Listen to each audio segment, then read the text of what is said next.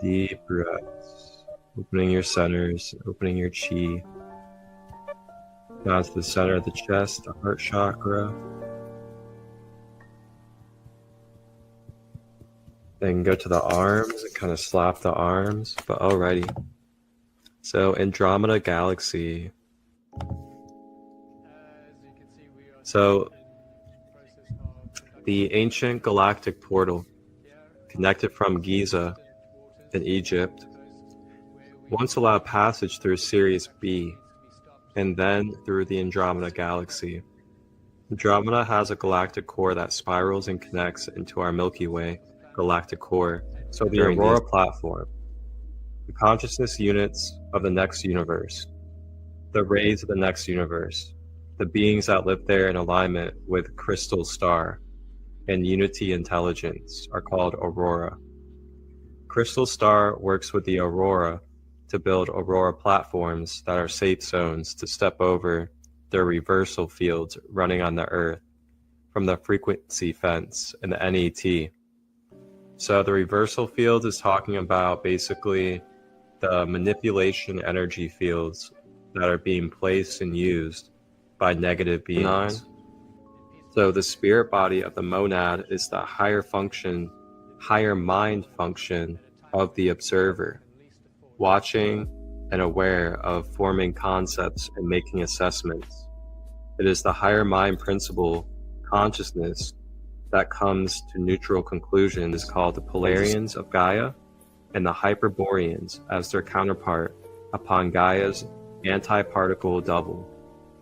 Through the Polarian and the Hyperborean DNA instruction sets, the law of polarity and the law of gender were first seeded into this universe. Recommended Andromeda because they knew that the Lyran refugees were weary of traveling and hiding, and Andromeda was relatively close to their star system. The Lyran refugees ended up settling in 2 solar systems in the Andromeda constellation. We know them as Star 42 and Star 44.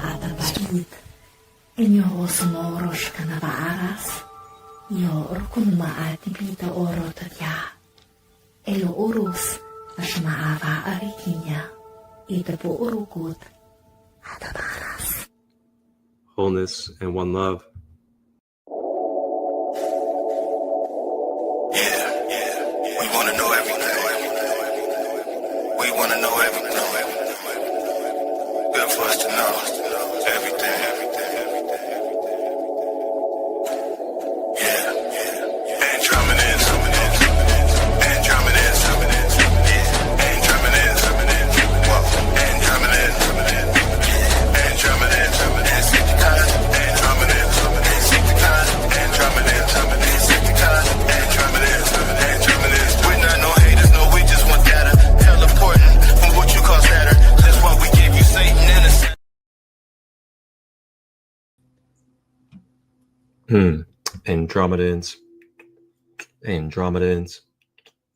Andromedans. Oh man. Grand Rising, everybody. Grand day to you. Welcome. I am Marcus ChristoLight, Sacred Light Healing and Wellness, your host through this journey of Grand Rising with ChristoLight. As you guys saw, we left off in this Grand Rising with ChristoLight series by exploring our first, it'd be our second. We went into our second galactic civilization, and Andromeda was this galactic civilization that we explored on Thursday of last week. Before that, we explored and ventured into our first galactic civilization that we've explored, and that was Lyra. So we went in depth about Lyra, the many different home planets within the constellation, as well as the universal connection that Lyrans have to our human life here on Earth. Along with that, we went in depth into the characteristics of Lyrans, the different types, and what kind of starseed traits to look for that we could potentially be one of these type of soul origins. So then on Thursday, we went into Andromeda and we talked about the Mother Arc and the Sophia and the future of Earth, which Andromeda holds right now in this parallel world. And the 7-dimensional Earth is said to be in home in Andromeda. So Andromeda is basically like the future of the Earth. And when we interact with Andromeda, we are anchoring in futuristic crystal codes from Andromeda to help accelerate the healing and the evolution of the planet. Powerful day. Grand rising to you, Katrina. Good to see you.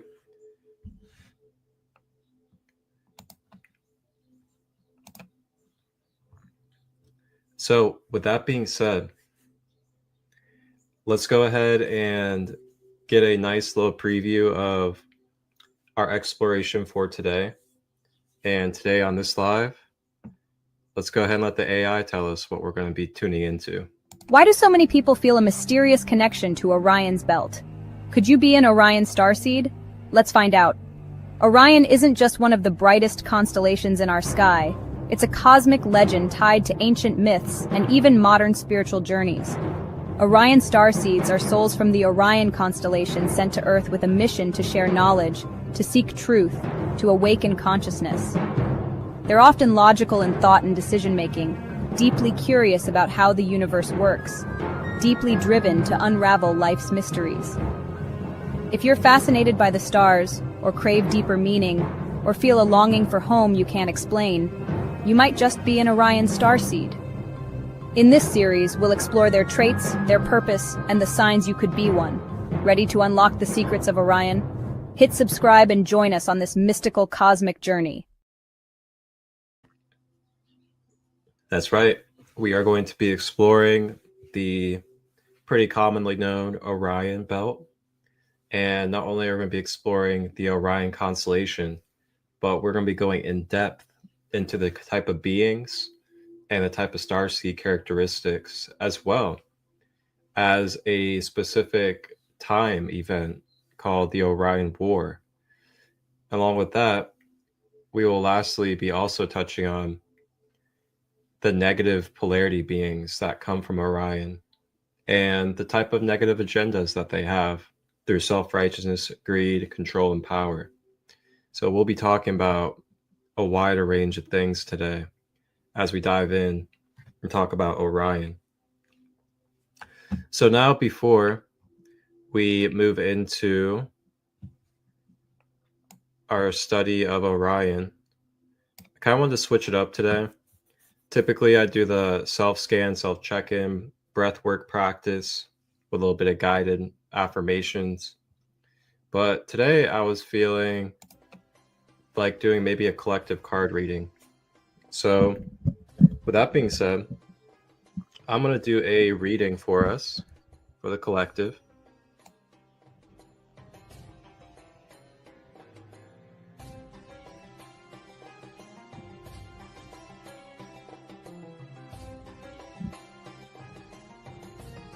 Got a little Egyptian music.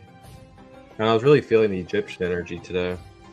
Just thinking about Orion and Orion's connection to the Giza pyramids. So here's the deck that we're going to be receiving our message from today. This is the Book of Divorce.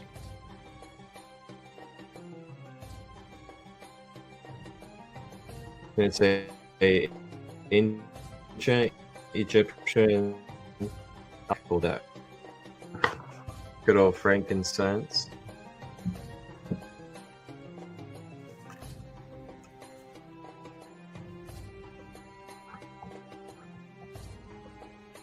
All right, let's see.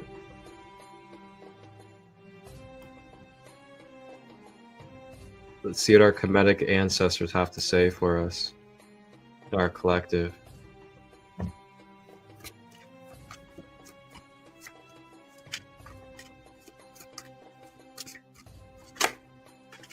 Oh, okay. So we have Shesmu 42. You can see there you got Anubis. You got him at the scale weighing the heart of the soul. Then it looks like there's a bunch of other souls that are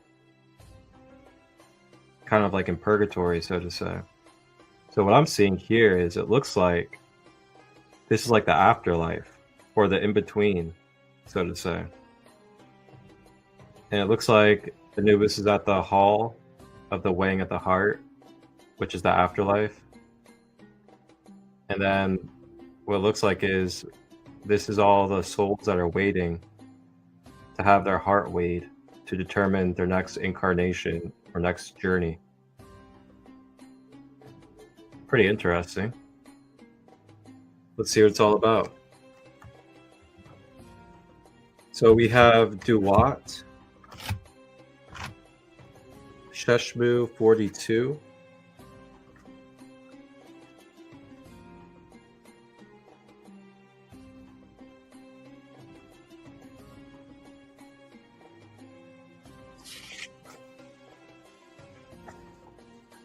okay, here we go.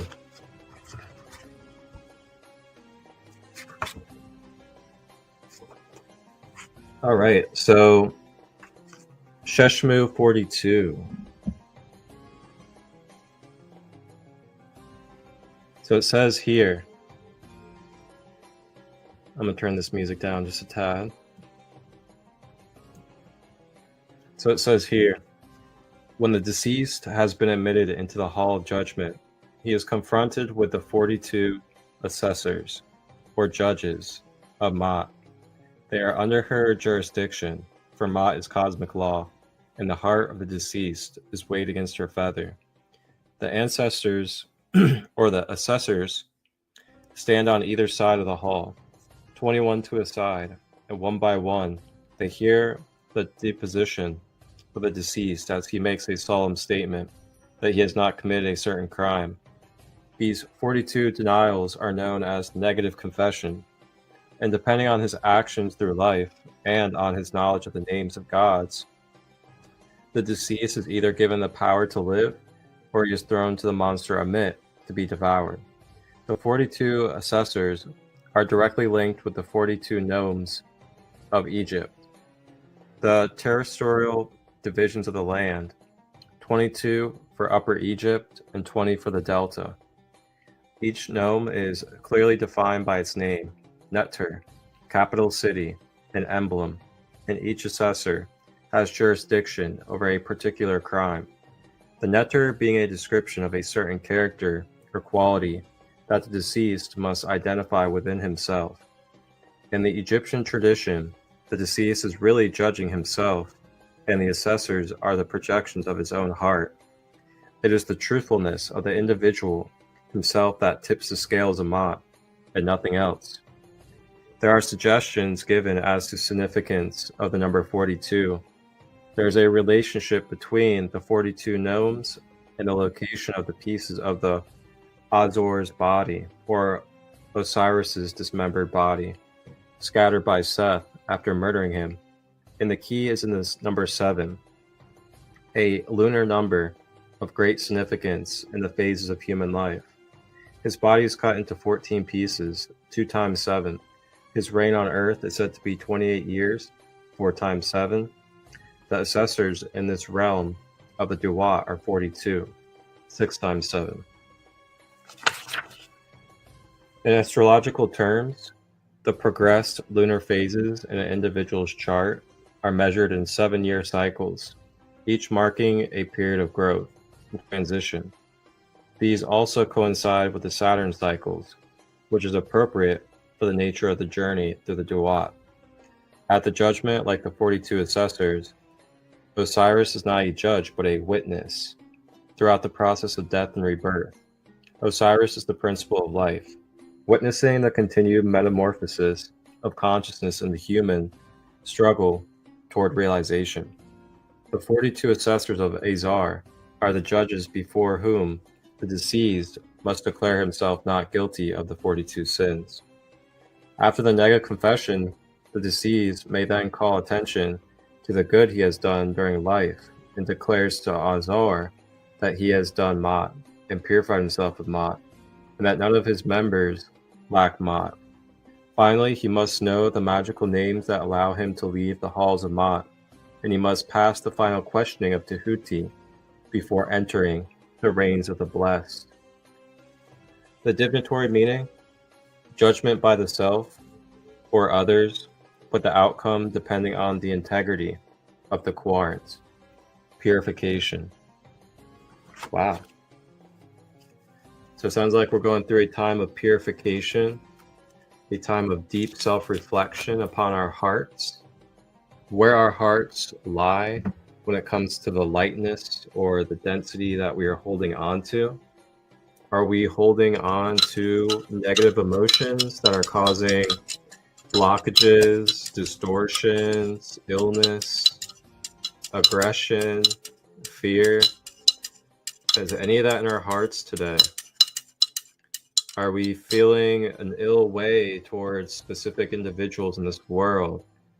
Are we feeling a certain way about their path and their life, their choices?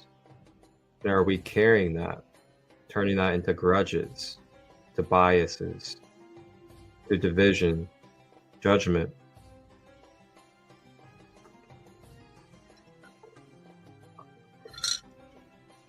Is there anywhere that we are, speaking down upon ourselves? Is there anywhere that we are, shorting ourselves of gratitude or shorting ourselves of the good feelings in life because of pain or because of past, things of that nature? So I just invite us all, if we wish at our own free will, to maybe just journal for a moment. Grab those journals, grab the phone, whatever it may be, and just take a moment to reflect and just deeply reflect upon if there are any struggles that you are having today. Whether it's identity, judgment, criticism of others, perhaps it could be a little bit of hate or a little bit of a grudge or anything that is making us feel separate or feel very icky, let's just say. And I know there's probably some of that going on for a lot of us in the world right now. And as we sit with this self-reflective time, I just invite us to remember our breath, to remember frequencies, and to remember the beautiful tools that we have as we go through this journey of transformation. And may we also remember that, not everything in this world is personal. So be wise about what you're choosing to make personal and bring into your personal space with everything that's going on in the world. Although a lot is happening, it's up to us if we allow the outside world to be brought in as personal and personal to us in a way that we attach to it. So yeah, just take a moment to journal if you would like. We're journaling on letting go of attachments. We are journaling anything that is keeping us in negativity. And we are also journaling if there is anything within our hearts that we would like to cleanse and purify. This could be a grudge towards a family member, a community member, a politician, whatever it may be. It could also be self-limiting beliefs, or it could also be self-sabotage. If any of this is in your heart today, just journal it out, reflect, use the breath, and release and let go as we move into this sacred space.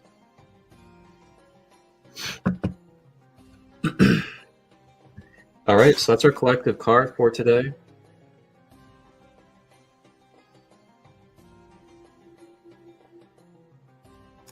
The 42 assessors, going into deep self-reflection of our heart and seeing where our heart weighs. Is our heart light as a feather?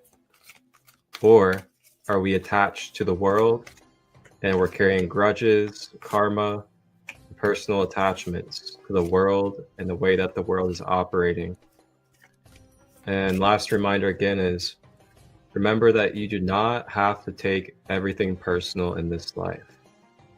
It is up to you if you choose to bring an outside experience in the world and make it personal and consume it into your field and attach to it. That is completely up to you.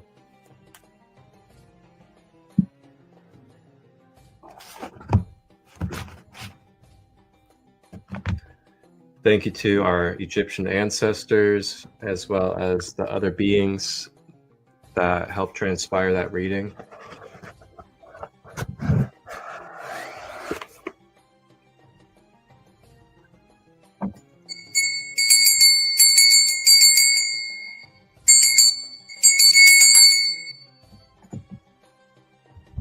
All right, let's get it.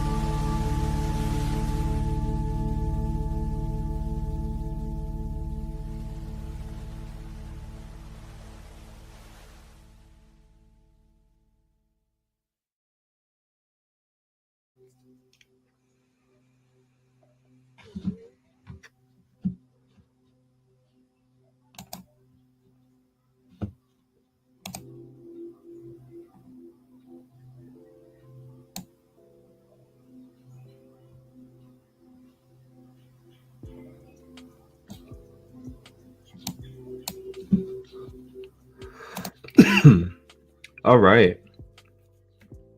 So let's go ahead and dive into our study for today.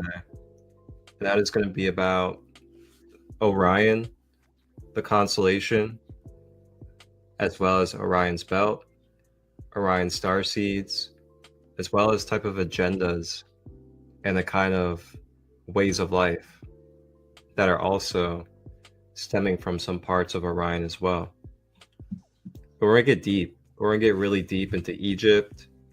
We're going to talk about, AI, manipulation and control systems, as well as some other things that are going to bring probably a lot of clarity to some of our beings when it comes to what kind of manipulation's happening, how it's happening, and what it can look like here on this earth.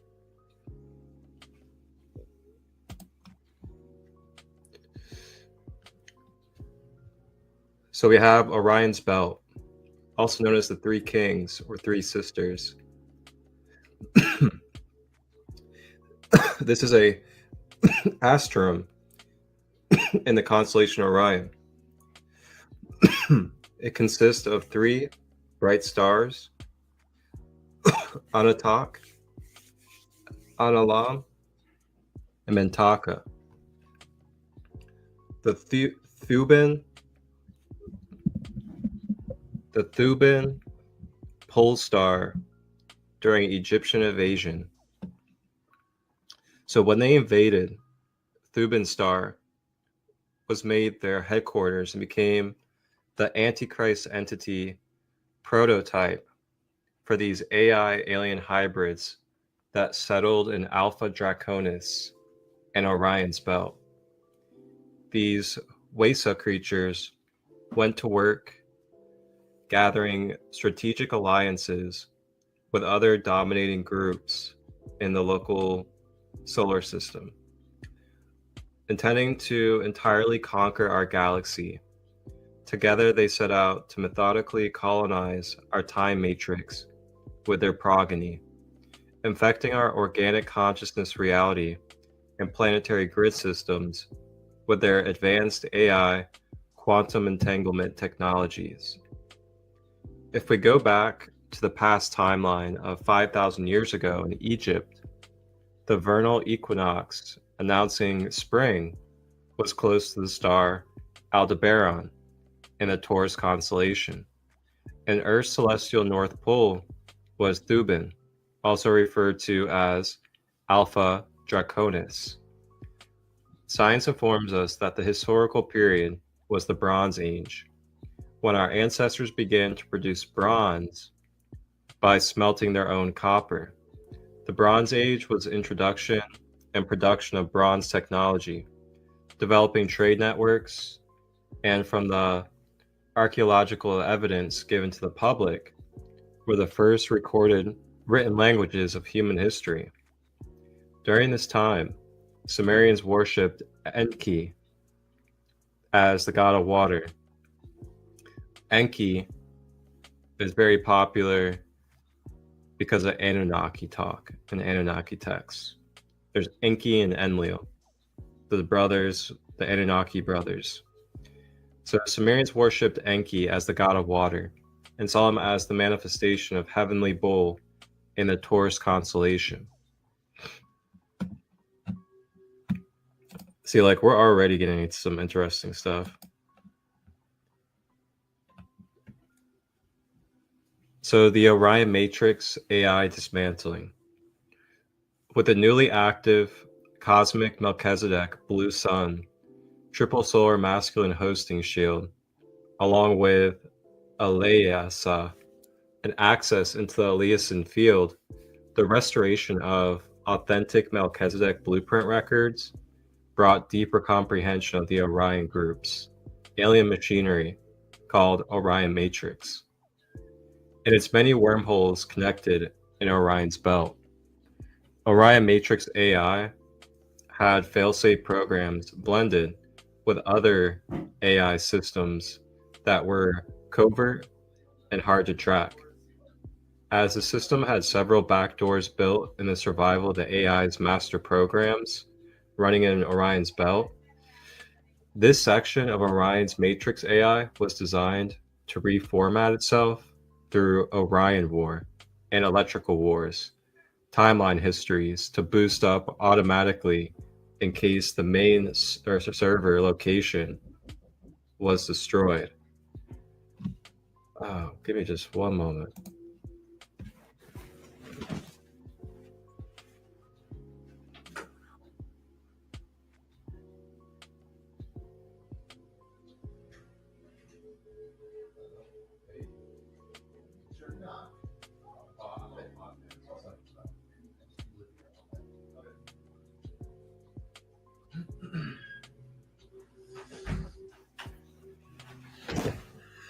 Alrighty, sorry about that. I had to go answer my door. Okay, so let's see here.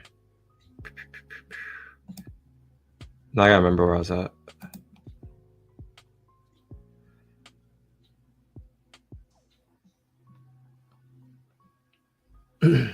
Okay.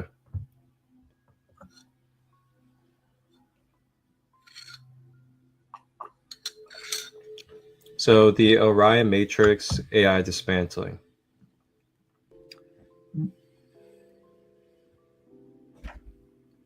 With the newly available cosmic Melchizedek blue sun triple solar masculine hosting shield. Okay, that's where I was at. All right.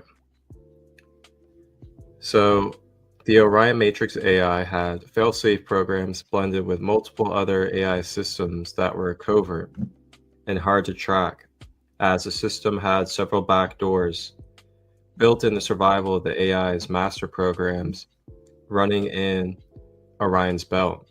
This section of Orion Matrix AI was designed to reformat itself through Orion War and Electrical Wars timeline histories. to boot up automatically in case its main server location was destroyed. It also appeared to have a master control access on the planet, underground, Westminster Abbey, and Cleopatra's Needle in London. The Orion's Belt Alien Machinery Complex is another Pindar Toth Azil artificial technology network that was utilizing the Emerald Founder records and cloned Azurite identities to generate false holograms in the phantom timelines that appear as the original Solar Rishik founders, similar to the findings during the Thuban reclamation last year. The Emerald Order, Amethyst, and Gold Order imposter inorganic consciousness architecture was embedded in Thothean AI systems connected to each star in Orion's belt, designed to emulate the falsified threefold founder flames of the united solar dragon king body of the Solar Rishi and the Melchizedek lineages. The authentic Solar Rishi sun-star bodies and Melchizedek patriarchal lines were cloned out in the artificial tree of life phantom timelines, and their inverted mirrored holographic imagery was used to place energetic overlaps upon power elite identities of the negative agenda's preferred genetic lineages that comprise the Luciferian or Satanic alien hybridization bloodlines. Oh boy, we're getting somewhere now. And this is very relative to what has been happening in the world right now. We're about to uncover some deeper layers behind what we're seeing in this matrix of the world. And the Orion group is behind it. Oh, I didn't say that. Divine Rising, my queen. I've been to Cleopatra's Needle in London. Oh, wow. How cool is that? So you've been to the Needle in London. So let me go back and see what they were saying about that. So let's see here.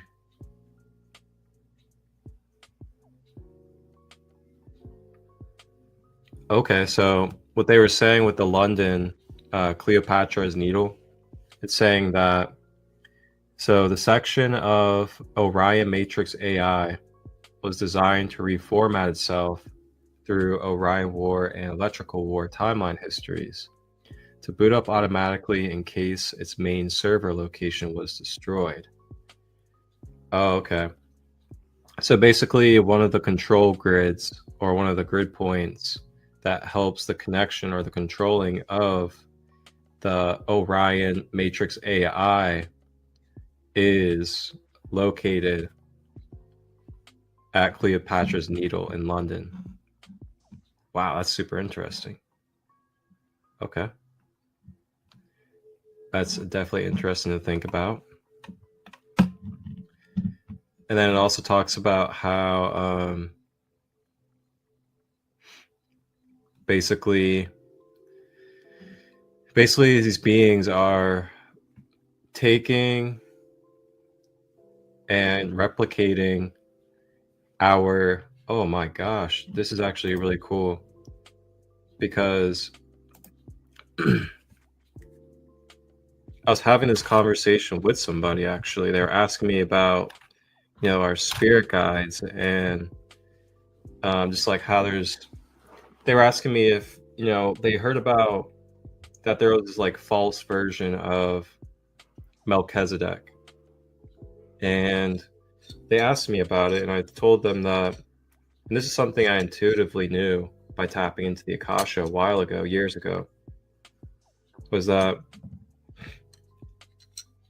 exactly what I'm reading to you right now is what I had downloaded through the Akasha years ago. And that is, we do have organic law of one spiritual guides, ascended masters, angels, vice versa, like all those different beings. They are existing, and there are organic forms of them. that are in these parallel dimensions of us. But the thing is,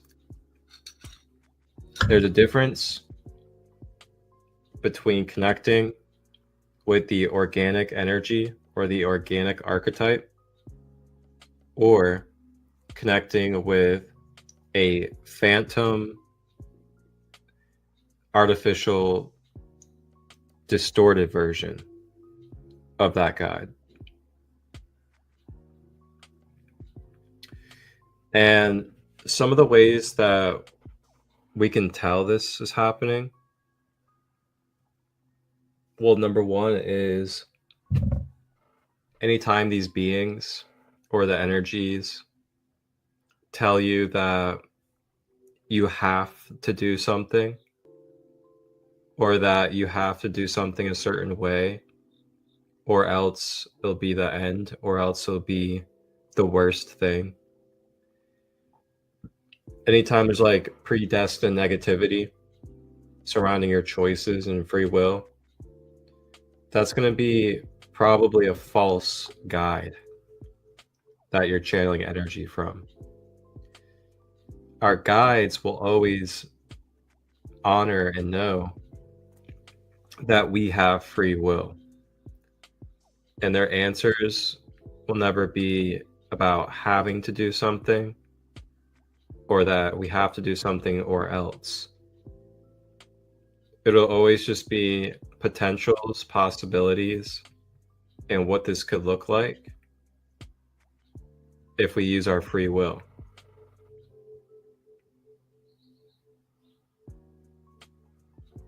So it's key that we are definitely discerning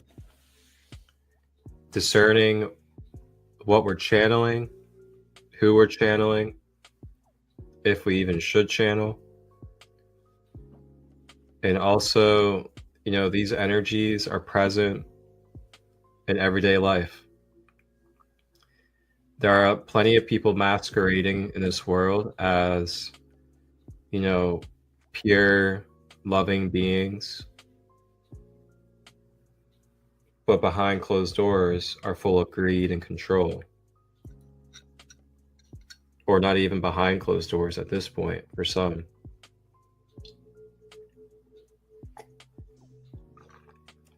So with all this being said, as we continue, just be wise and discern the energy and information that you are receiving from individuals.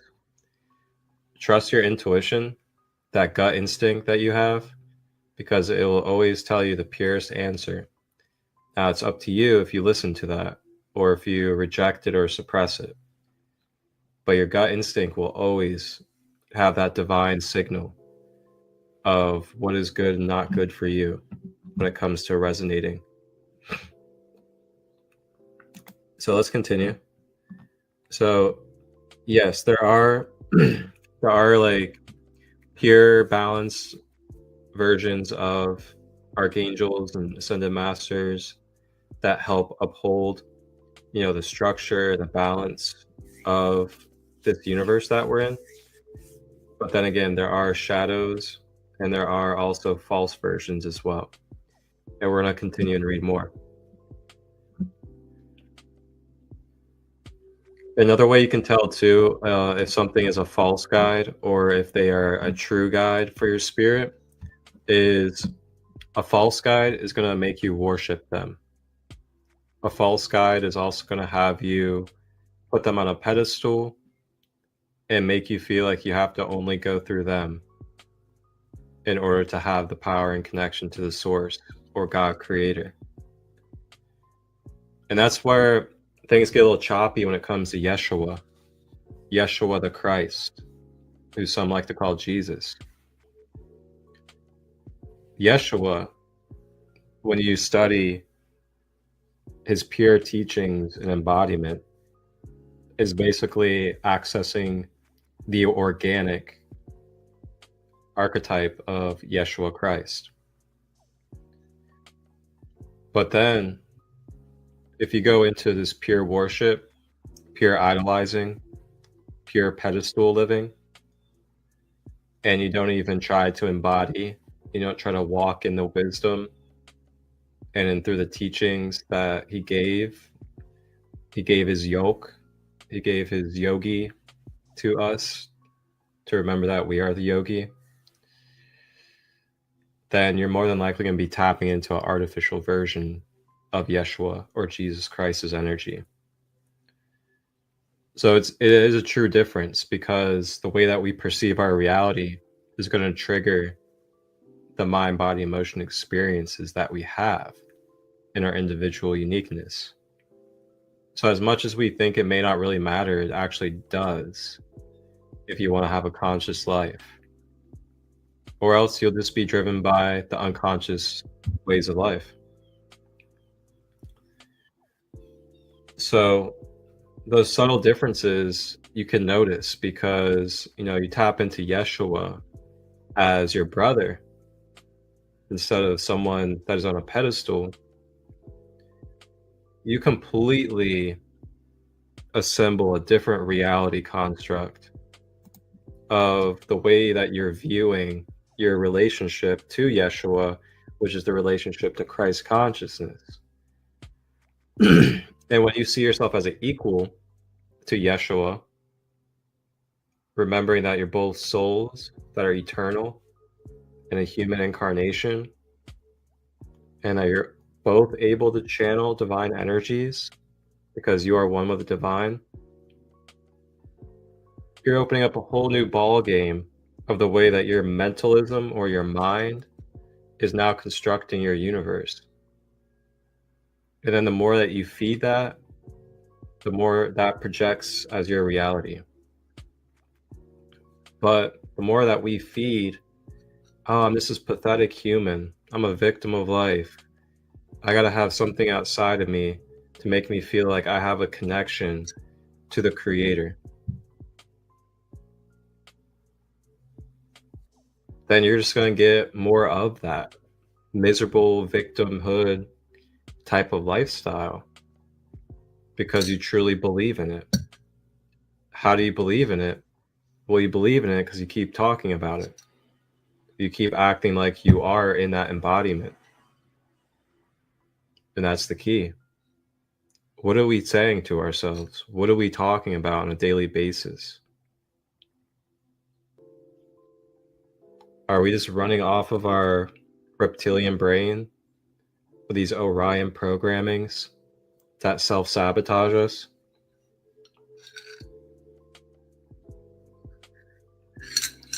So yeah, that was that's what hydration check for everybody. The coffee wasn't good enough.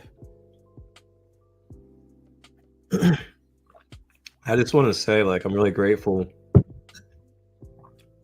really grateful for this space today on this Tuesday to be able to have this conversation, especially freely with no resistance.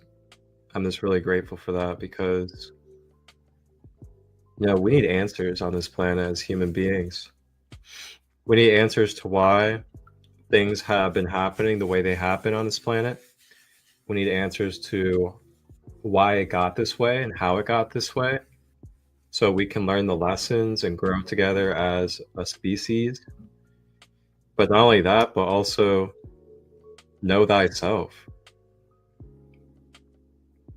Really dive deeper and discover who we are in this life, why we're here, why we wake up every day on this planet, why we have these bodies, and why we have these relationships to all these different mystical and spiritual energies. So that's why I'm here today, manifested in the flesh, to be a mirror and reflection with you. And I thank you all for being my mirror. All right. So we're going to continue. I hope you guys kind of got a better understanding of what I meant by, false light guides and organic spirit guides, and the difference of that. It's a very subtle difference if you don't really notice, but the difference is definitely there, that's for sure. So we're going to continue. So this particular site in Orion's belt is the basis of assorted looking glass programs that contain Project Bluebeam and Project Starbeam technologies that were given to the controllers of the Earth's surface by the Orion Group to project extensive holograms to fake alien invasions, nuclear wars, or assorted religious icons or spiritual figures in their upper atmosphere, depending on the agenda chosen to mind control the population. So here we are learning about where the holographic and mind control programming stems from in our galaxy.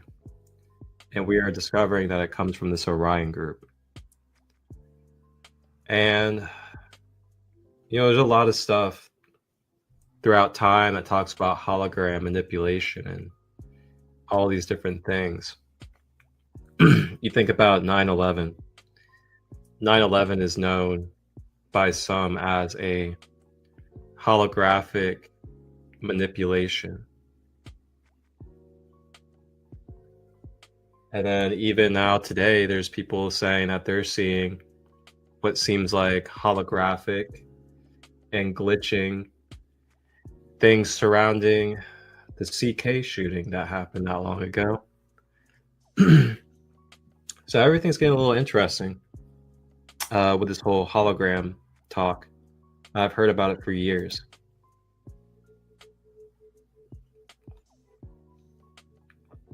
So, they talk about Project Bluebeam. I mean, like, who would have thought we would see that today in this text? Talking about Project Bluebeam. I know that's been in the conspiracy talks for a while. So basically, mind control and perception manipulation, it stems from Orion. So then, as we continue, additionally, the Solar Rishik imposters stationed in Orion's belt were holding an extensive network of 8-dimensional artificial wormholes connected into 11-dimensional typhoon tunnels that were functioning as an artificial umbilicus system of inserted artificial silver cords, which linked into the planet's collective human tribal records and monitored all the evading species, modified gene pools, or hybrids. Being claimed in ownership by their assigned false father alien gods, this is a group hybrid soul routing process during the death passage, in which those whoa, this is getting deep. I'm gonna take a moment. Dang. It just gets deeper and deeper as we go. So now we're getting to the level of where we're talking about the literal manipulation systems that they have set up in between dimensions for the afterlife that can lead people into karmic loops and karmic reincarnation cycles. Wow, it's getting deep. Whoo-wee. It's getting deep. All right. Phew.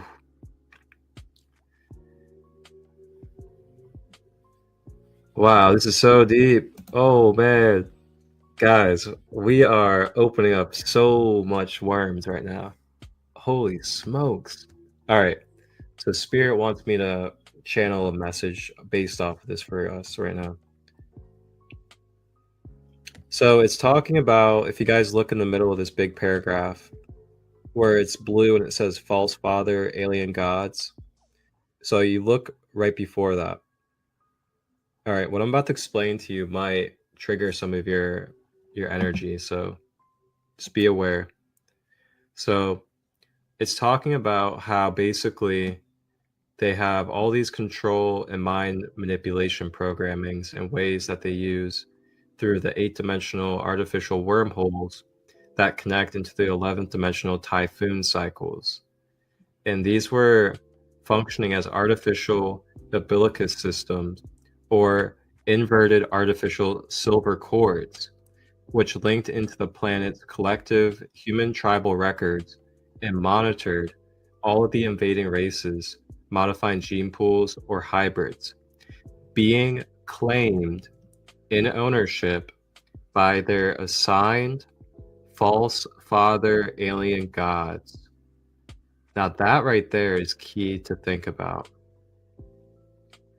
Being claimed in ownership by their assigned false father alien gods. So what I'm connecting from that is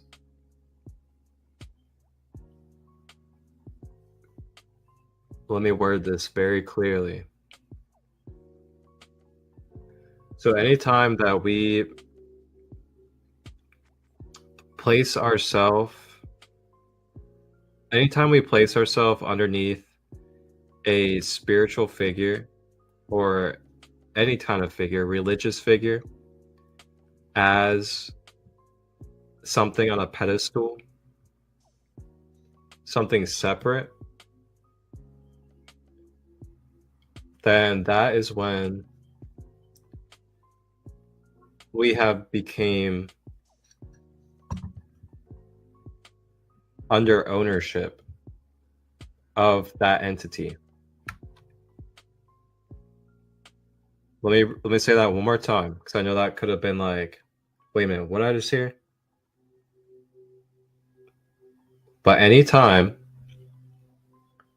we energetically and sovereignly consent ourselves to worshiping and placing a entity or energy outside of ourselves as something better and on a pedestal than who we are spiritually, then we are giving consent and placing our own self under the ownership of that energy or entity.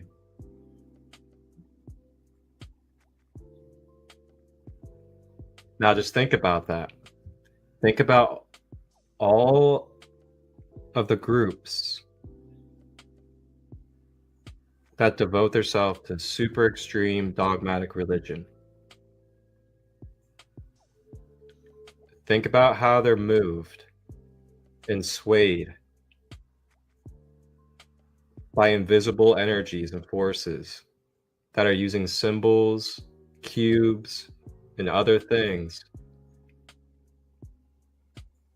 putting people into unconscious hypnotized states, acting and doing things that are disconnected from the heart of oneness, such as wars, killing others in genocide for the name of a certain god. I mean, holy smokes, man, look at Israel right now. The land of the holy, the only land of the holy, basically. But yet they're out here bombing people and trying to take over areas, not trying to have any compassion and try to find a equal ground of communion.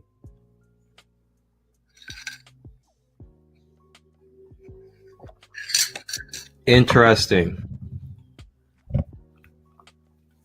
And it makes so much sense when you think about it. Like, people act like they're owned, like they're under ownership when it comes to being heavily indoctrinated. It could even be schooling, the government. So we're going to continue. So this is a group hybrid soul routing process during the death passage. So it's talking about how the false artificial silver cords basically is a passageway that people can follow in the in-between state after they leave their body. And if they follow that, then this is where they'll connect with. So sometimes they say you don't follow the white light, because sometimes that white light isn't the actual white light. So in which those identified by genetic library implants are claimed by the assorted factions of the negative agenda groups that have been involved in genetic modification or hybridization with certain groups of human lineages, along with the main Luciferian bloodlines of the power elites. Thus, this discovery of extensive false umbilicus network used as a soul harvesting mechanism, came with the magenta pink entities. Came with the realization that Orion's belt was the source of an extensive negative agenda, false umbilicus network using artificial magenta, violet, silver cords, and red cube cord. And red cube magenta pink entities that mimic or clone the pink diamond sun, presence of the amethyst order, Holy Father. Wow. The false umbilicus is an artificial energy cord generated by wormhole technology to attach into human souls that have been tricked into worshiping them through inverted practices taught by organized religion, inverted spiritual beliefs, or through blood sacrifice. The negative agenda goal was to achieve the total disconnection of humanity and the planet from the eternal living light of the cosmic Holy Father presence, along with the intersection of a false king of tyranny archetypal dark force, or Archon, wearing the cloned alien version of AI Father God to take his place. There it is right there. The proof is in the pudding. What a lot of us have known and woken up to at different stages in our life. Extreme organized religion is controlling. It is a manipulation system. It is a limiting system upon our psyche. And it is also a ownership system.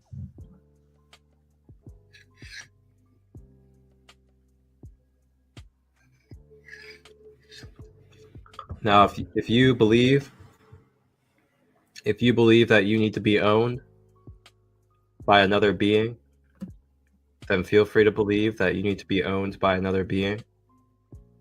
But I know for myself, I know I'm a free, sovereign being that is the source, the creator, experiencing its own self with free will. And my free will tells me that I do not want to be a part of that game. I don't need to remember. I already remember.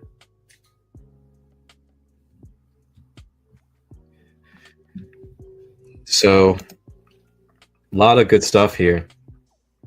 A lot of good stuff. And a lot of it we're seeing very much prevalent today.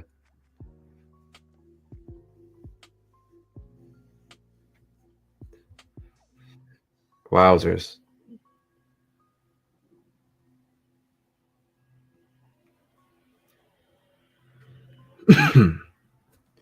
There's just so much to take from that.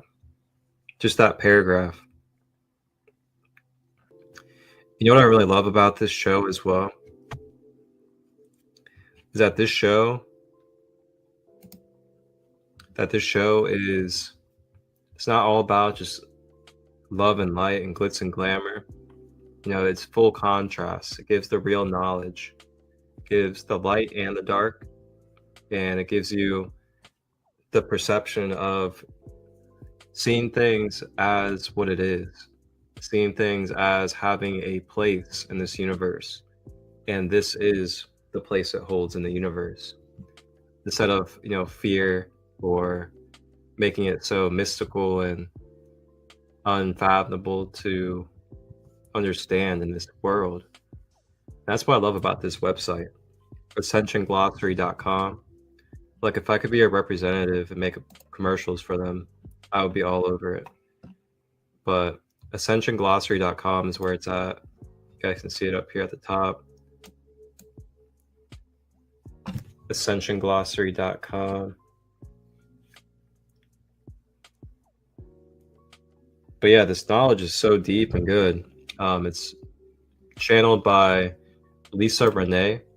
Lisa Renee is a channeler. She's a medium. She does a lot of cool stuff. She's very popular for her 12D shield activation as well, that you can find on YouTube. So, wow. So much here. Organized religion, inverted spiritual beliefs, or blood sacrifice. I love how it also says inverted spiritual beliefs. Because, boy, we see some of that in these spiritual communities.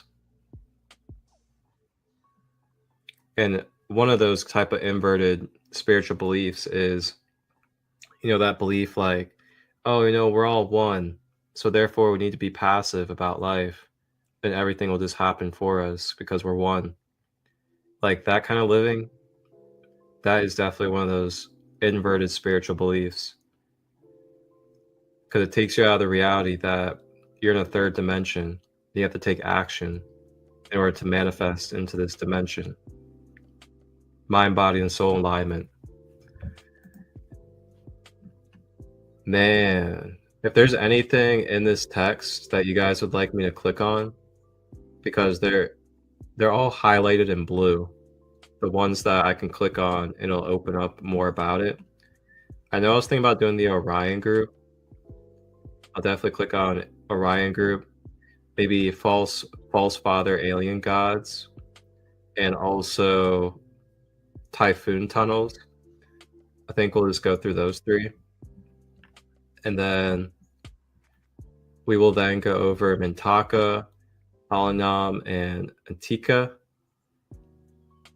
And then we'll move into our videos and close out.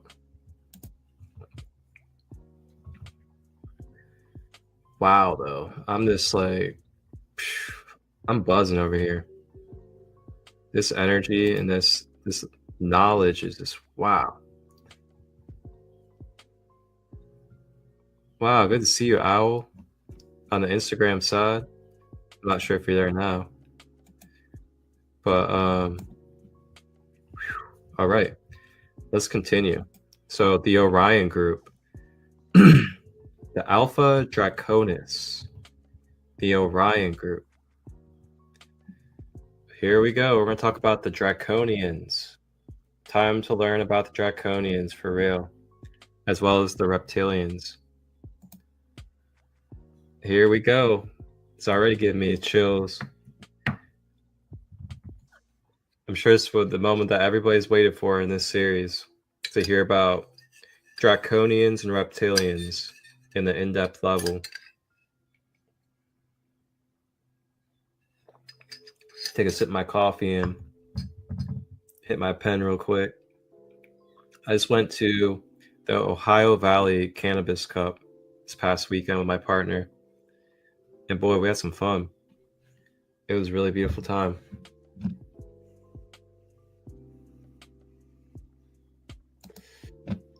All right, let's get it. So, the direction of life force is hierarchical and managed by the Alpha Draconis system that spans between the Draco constellation and Orion. However, multiple conflicts exist within the system, and the fight for its resources exists among many species. The reptilian and draconian levels of contingence. There's a vast system of bottom feeders and defectors. The Orion group is a satanic force that has a predatorial ideology that uses females as slaves or breeders, while seeking territorial dominion on other planets within their wearing and killing culture. I'm gonna read that one more time for you guys, because as I read this, I want you to think about the darkness and the things that have been hidden from the government and other corrupt areas of this world for so long. And as I read this, I want you to think about the corruption that has been in this world. Between trafficking, between the sexualization, between the children, like all these different things. Just watch. So, the Orion group is a satanic force that has a predatorial ideology that uses females as slaves or breeders, while seeking territorial dominion on other planets within their warring and killing culture. Their position in the negative agenda and its consortium of negative aliens is called the Black Sun Program. They are a predator force with a predator mind, which is mainly responsible for creating much of the negative ego in humanity through mind control programming. They have introduced financial and debt enslavement systems to planet Earth through the banking cartels. I mean, boy, how much more blatant and how much more clear do we need to be today about the negative agendas on this planet and where it's coming from? Boy, we are unraveling, and we're going to take our time with this episode. Even if it goes into 2 hours, we're going to be... Spirit is very precise today, and what we are unraveling and the way that we are seeing this world right now today. Whoever's getting these codes, oh boy, take some moments after this today and just really think about the state of the world and what we're seeing. And believe it or not, the more of us that become aware of this, the more we can bring conscious change to the energy field more quickly. Okay, so here we go, continuing. So it's talking about how these Alpha Draconians that are part of the Orion group, they have been behind basically the trafficking and the enslavement and the breeding of the females on this planet. And then on top of that, they also have been behind the mind control programming that is feeding into the negative ego of our human selves. So you think about the mainstream music industry, you think about Hollywood, and then it talks about introducing the financial and debt enslavement through the banking cartels. So you think about the Rothschilds, you think about basically, those 8 to 10 families that are behind the media and the banking and the oil industries. This is what we're directly speaking on right now. Like, we are directly speaking on the information that is not, that certain beings do not want spread and do not want people talking about publicly on a massive level, which is why you saw what happened a couple weeks ago. So we're talking about exactly what you think right now.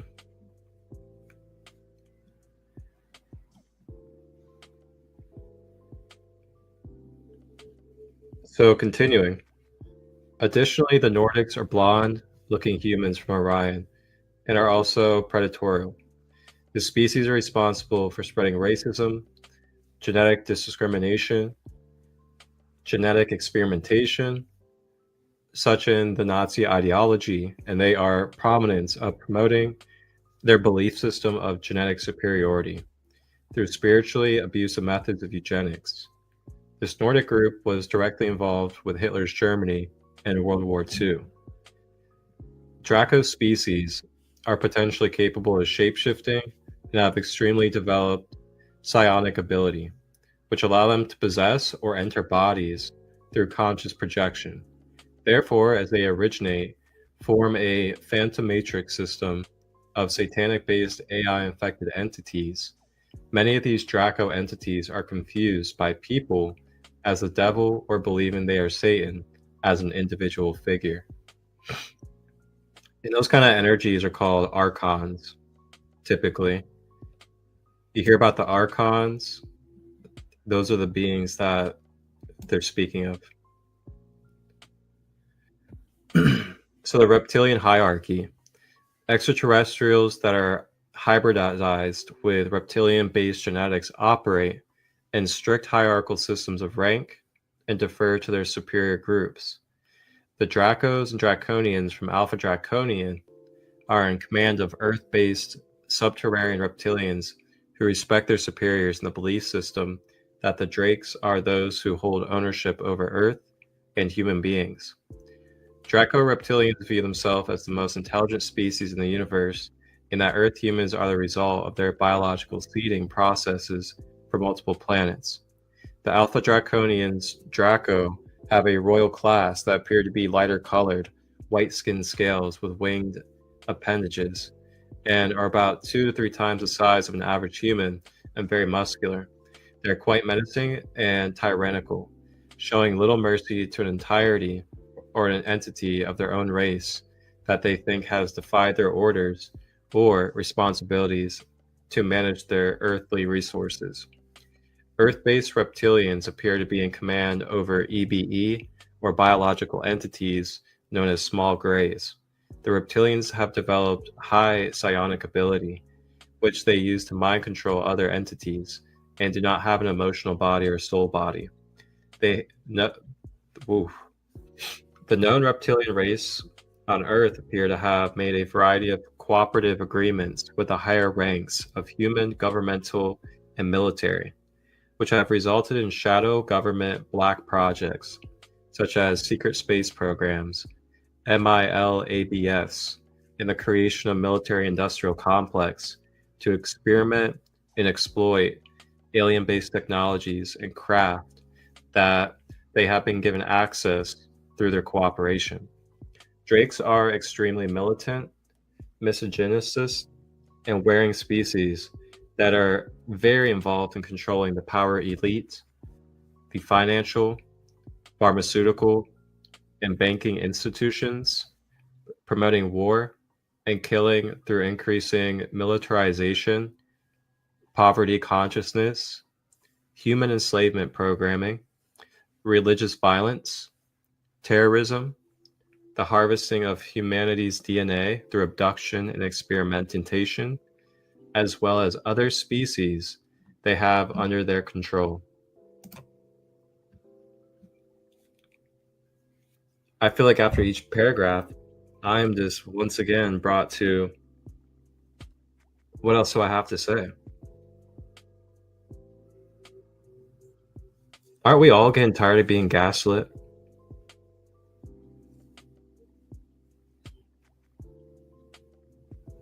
Because here it all is, right here. What a lot of us have known and woken up to for years is blatantly stated right here.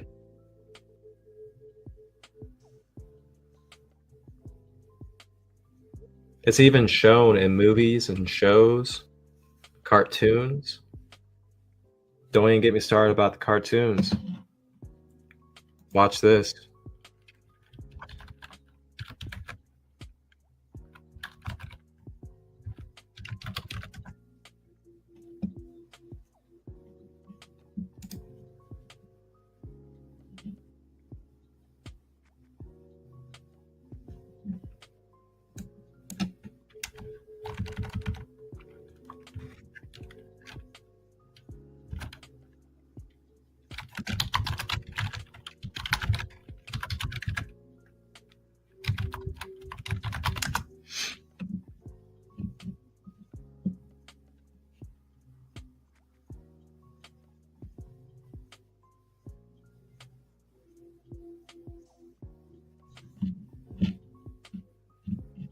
Man, oh man. So check it out.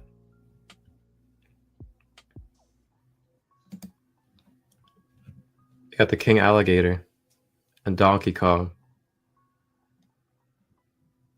The Draco King.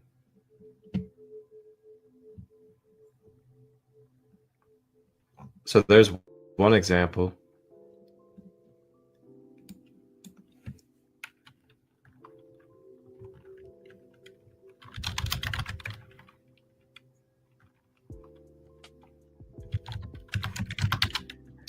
I know there's a movie called Jupiter Ascending.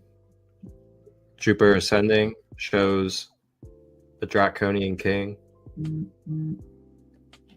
There's quite a bit of shows that show, Draconian kings. Now, I'd really just have to take a look, but it's definitely out there though.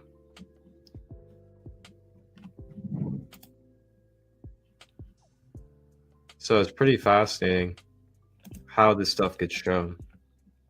So we'll continue.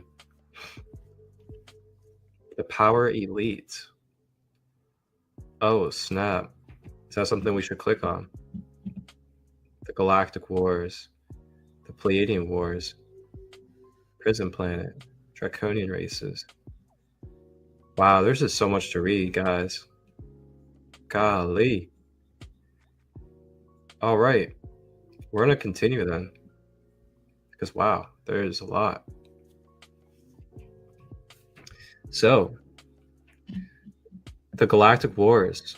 The main battles in human galactic history were fought in the constellation of Orion. So these many wars are referred to as the Orion Wars. In our universal time matrix, the wars started over territories in Lyra. But soon the Lyran Wars spread to the constellation of Orion. It became a war between false king of tyranny mindsets and ideologies with the ideology of service to others, which follow the law of one. Essentially, this is the seed of the war of consciousness between Christ and the Antichrist. Pleiadian Wars with Alpha Draconius. While the window of opportunity was available, Emerald Guardians covertly negotiated treaties with neighboring civilizations, such as the Pleiadians, that had been warned with Alpha Draconian entities for aeons. Galactic alliances and task force were formed in order to better understand the carnage, destruction, and assimilation of entire planetary civilizations that these Westa black hole entities leave in their wake. Those tasked to gather the intelligence were required to discern what were negative agenda technology, built AI reality constructs, and what were the actual organic consciousness timelines originally built by the founders. Wow, this is so deep. So it talks about, through the ongoing insertion of stacked booby-trap AI timelines, there was a slow and gradual infection that went undetected. The use of incredibly advanced quantum entanglement alien machinery technologies was largely misunderstood by many other star races who did not comprehend the alien cube clone warfare dynamics playing out on Earth. The alien cube. Boy, don't even get me started. Prison Planet.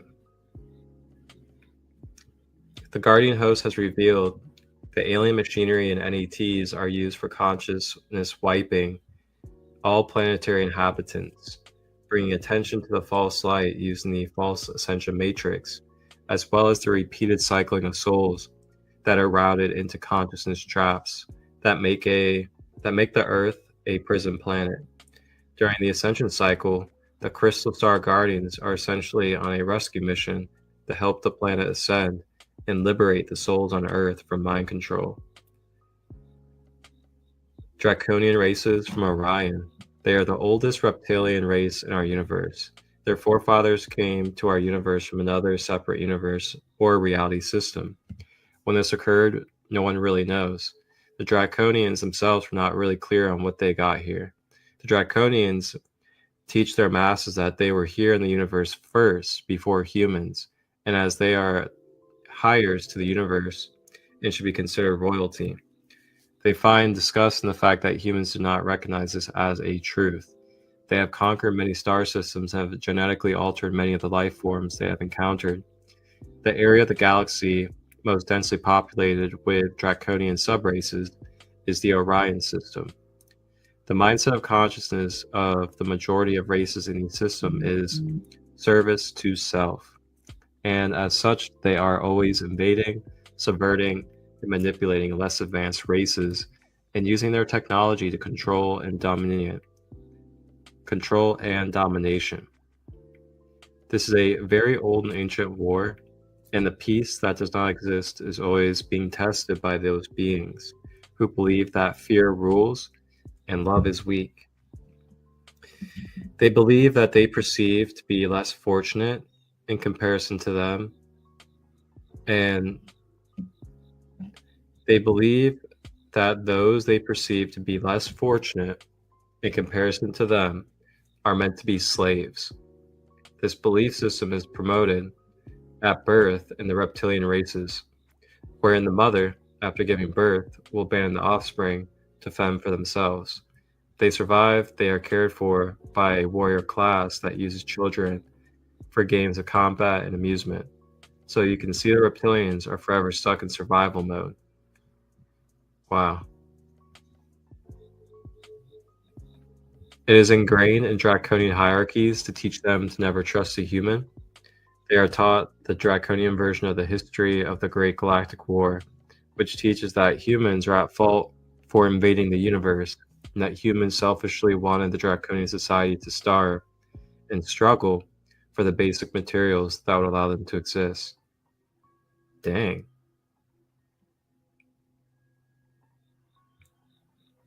Black Sun DNA.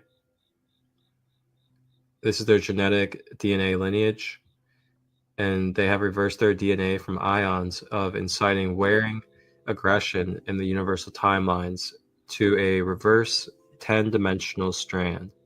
They're running a reversal life current with they use the Orion gate to feed off. Whoa. They're running a reversal life current that they use the Orion gate to feed off. The Orion gate, which is the 10-dimensional golden eagle grid. Interesting. Iran.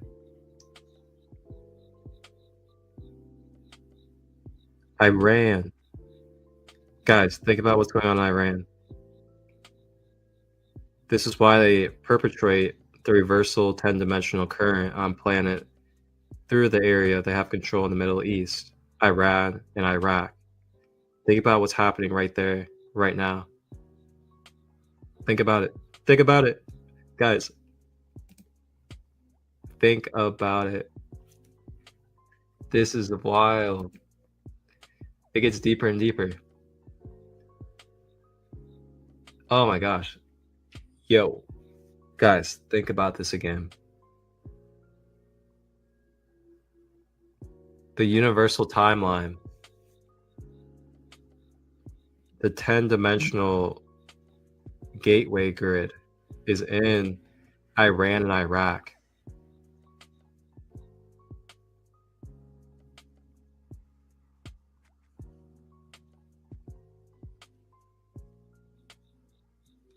Think about Gaza and Palestine, things of that nature. They are only capable to exist in 3-dimensional consciousness while in their body, yet they have access to 10 dimensions of consciousness field. They are primarily form the satanic class network family, although they work and cooperate with the Luciferian Baaleel families to control the planet and share the spoils of war. They cannot cellularly transmute their body in out of stargates easily and use humans to do that. They access limited levels of biological immortality through the vampirism and siphoning of other living things, such as the planet Earth. Jeez, oh peas, boy. I mean, this is whew. So the invasion strategy. To be able to understand a sociopathic, sick mind of the deception system, one would need to better understand the general attitude of a infected human or non-human as having little to no remorse or empathy. If a technologically advanced extraterrestrial race has decided to implement a gradual takeover of a planet and its inhabitants, what kind of strategy would it use? First, they would look to how they can maximize the efficiency of the invasion process and reduce the expenditure of resources they have to generate themselves. To achieve this goal, the secretive infiltration of the core societal organizational structures, such as religion, medical, financial, and legal systems, would be ideal to shape the value systems that generate reality belief systems they want to control. Through the engineering of a labyrinth of self-enforced enslavement policies based on fear and intimidation among the Earth inhabitants, they would achieve the use of minimal off-planet resources by piggybacking on the Earth human resources. The people on Earth would effectively enforce their own enslavement, as well as enslave their own global human family by giving up their rights and their resources. This is very effective for takeover and invasion with minimal resistance or revolt by inhabitants who are unaware they are being invaded. This is called the Araphonic deception strategy. And there you have it, ladies and gentlemen. I will no longer fall for the deception. I've known this for a while, and now it's just 100% confirmed. I pray and give my heart to all of you that will one day see this in whatever type of way, whether it's through me or through another being.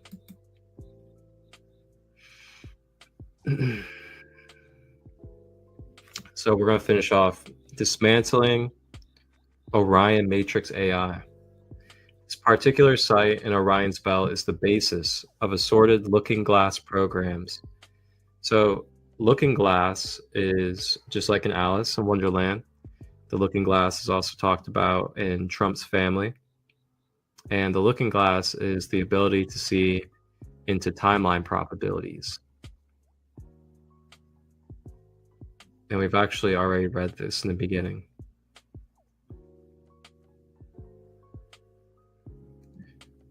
So typhoon tunnels.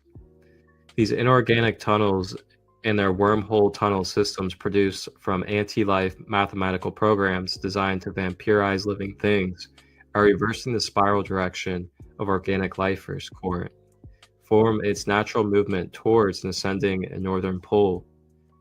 Instead, the alien machinery is forcing life force energy to move downwards into a descending reversal pattern toward the southern position. This metatronic distortion in the planetary grid feeds the satanic gestates and interferes with the proper life force energy movement of the spinal column of humans that remain asleep on the earth. Life force energy goes down the spiral column and releases out of the perineum and rectum, and thus these inorganic tunnel systems are called typhoon tunnels. See typhoon. This is why black magicians use sodomy and satanic ritual abuse as the life force energy pattern in the individual's light body connects the metatronic spiral, which generates a descending serpent fire that releases mass quantities of life force from out of the perineum. The black magician uses the spiritual energy source as a means to consume the conscious body of their intended victim in order to harvest that energy for their agendas or mere pleasure. The generation of typhoon tunnels through the practices of the satanic religion are directly related to the original alien architecture put in place with the Wessa tunnel system.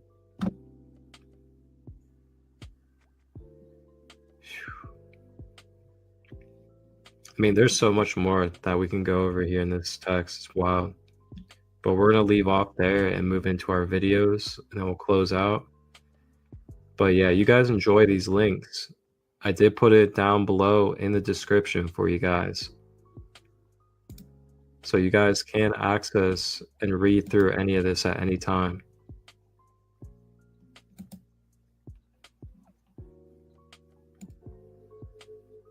Wow. We just went down. You want to talk about a rabbit hole? That was like, that was not just a rabbit hole. That was, that was exactly where the rabbit hole leads to. Like, we just went down the rabbit hole and found exactly where the rabbit hole directly goes. Because, wow, so many answers. So many answers just came through.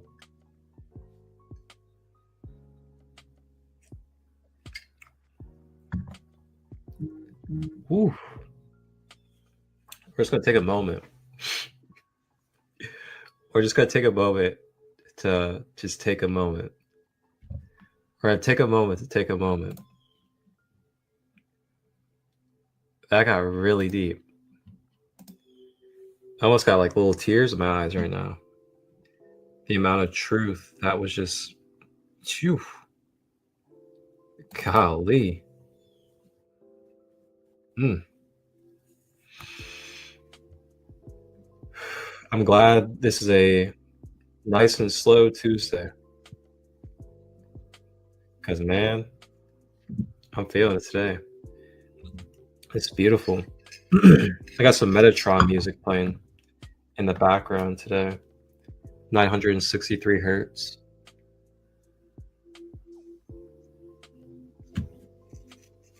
It's Starway Healing, the channel. It's one of my favorite channels. They're pretty cool. I'll show you guys. They got all sorts of good stuff. They'll do, that's what they look like. Starway Healing. But they have like, you know, violet flame, all the different flames, the gold flame, the white flame, the blue flame. They'll do like Isis, Archangel Michael. They'll do like different crystals, all sorts of cool stuff.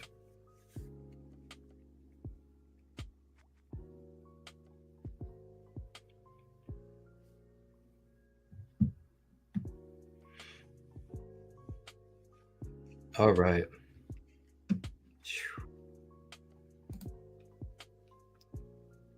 What a episode today. Alrighty. So I'd like for you guys to check this out, and then we'll dive into our videos and close out. Coming up later today at 4 p.m. Eastern, which is also 1 p.m. Pacific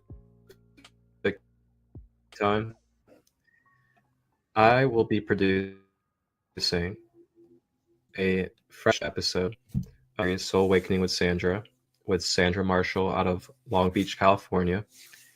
And she is on episode 4 of her journey of talking about living karma and dharma in our human life.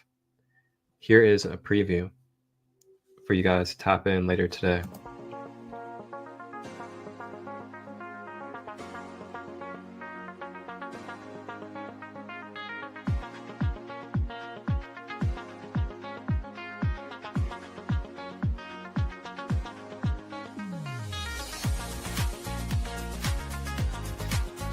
Hi, beautiful souls. It's Sandra. I'm inviting you to my episode 4 of my Soul Awakening podcast series, A Journey Living Karma and Dharma.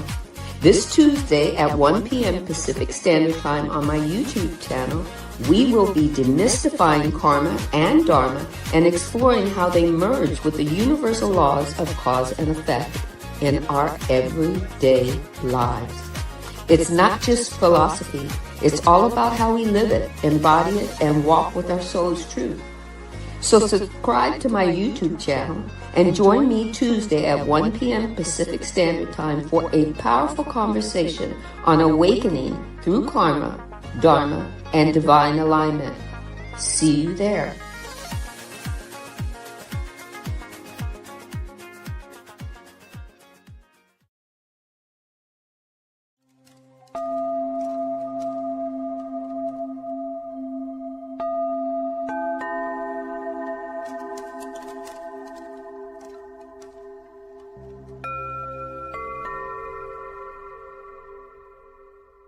Millions of your years ago in the ancient systems of Orion.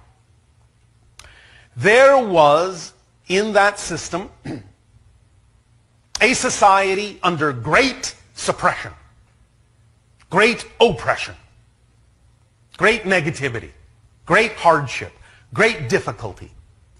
In particular, on one of the worlds of the Orion systems that in the ancient language was called Huva.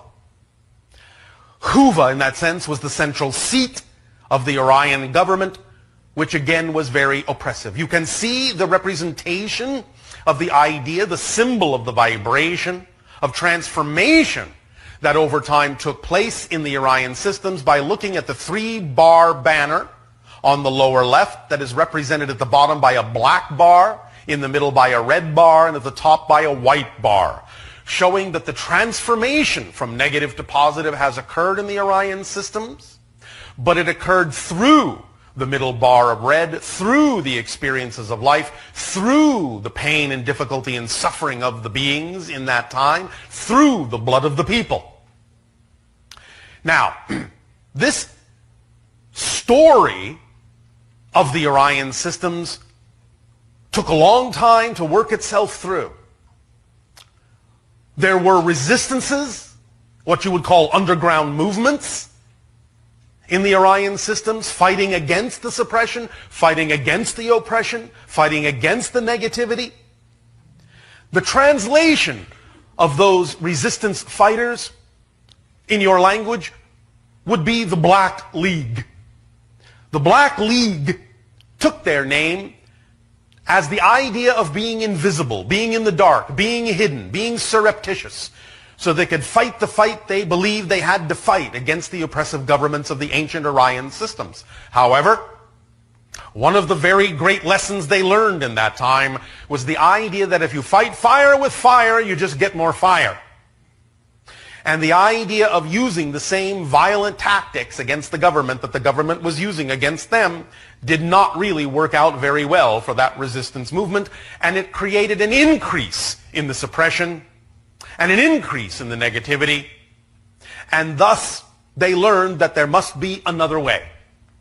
And in learning that there must be another way, they began to approach the idea of the negativity with positive energy, positive vibrations, and over time slowly transform the Orion systems from darkness into light, from negative into positive, through their sacrifice, through their pain, through their blood. But the idea is that many of the ancient Orions also made a connection to the idea of wanting to work this out on many different levels interdimensionally, and so created for themselves incarnational connections to other star systems that had the vibrational energy that would allow them to go through a process of transmuting this negative energy into positive energy. One of those systems was your solar system. Now, this again was millions of years ago. But some of the first incarnations of ancient Orion energy occurred on a planet that is now what you call your asteroid belt. It no longer exists as a planet. And it was known by many names, but we will choose the idea of Maldek to represent it. Many incarnations were played out there. Much of the ancient Orion negativity was played out there, and eventually the vibration of that negativity was too much to handle and created circumstances and situations that ultimately destroyed the planet through collisions with other planetary bodies in the system when it was young. The incarnations then moved to the next habitable planet, which you now call Mars. At the time it was inhabited.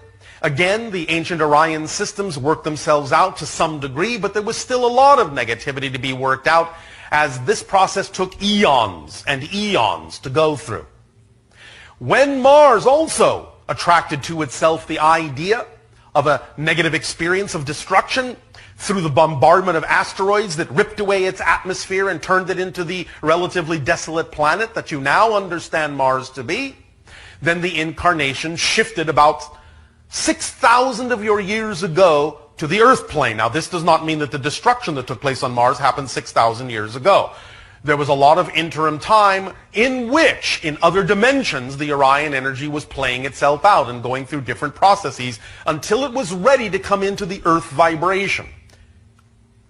The idea of the introduction of the ancient Orion energies and that process of going from the negative to the positive began to play itself out upon its arrival in the area on your planet you call the Middle East. And in this way it introduced a lot of that ancient negative energy that has still to play itself out on your planet, although it is transforming in this day and age. But as you can see by the banner of the Orion ancient systems, of the red and the black and the white, you will see this throughout your history in oppressive societies, especially what you would call the Nazis. In that was their colors as well. So you will recognize that this ancient negative Orion energy is playing itself out in a variety of ways through many of the things that are going on now on your planet with respect to terrorism, with respect to warfare, with respect to all these kinds of energies that are now getting themselves out on the table, out in front of all your faces, so you can finally decide if you are truly done with this process and transmute all this negativity in a positive way into light, without the idea of having to go through the suffering, the strife, the struggle, and the pain, and the shedding of the blood.